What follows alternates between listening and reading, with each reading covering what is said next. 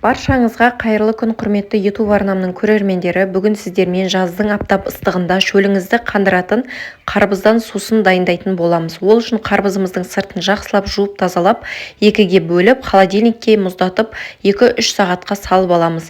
Толық мұздағаннан кейін ортаңғы бөлігін кесіп, үлкендеу ыдысымызға салып аламыз. Одан кейін блендермен жақсылап езіп аласыздар. Блендерімізді көбірек қолданамыз, себебі қазір сүзгішпен сүзіп алған кезде арасында түйіршіктер көп болып сүзілмей қалуы мүмкін. Және де толық осылай езіп алғаннан кейін енді сүзгіштің көмегімен сүзіп алдым. Марлені қолдансаңыздар да болады. Осылай лопатканың көмегімен толық сүзіп алып, керек емес артық бөліктерін алып тастап отырдым.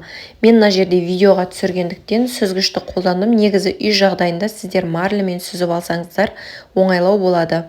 Үстінен қант салып алдым. Қантты шамалы көп мөлшерде қолдандым. Қарбызым ақшыл түсті болып шыққандықтан тәттірек болсын деп қантын толық ертіп, үстінен алдын ала холодильникке қойып, салқындатып алған минералды газды суымызды құйып аламыз. 1,5 литр газды сумен жарты литр қарбыздың суын араластырып алдым. Енді мына жерде минералды суымыздың газы толық шығып кетпей тұрып, бірден қозғамай графинімізге құйып, үстінен жалбыз және де мұз салып ұсына бересіздер.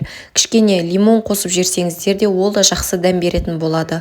Видео ұнап жатса лайк басып, каналыма тіркеліп, қолдап қоюды ұмытпаңыздар және қоңырауша белгісін де басып қойыңыздар. Жаңа видео рецепттерім шығып жатса, сіздерге бірден көрінетін болады.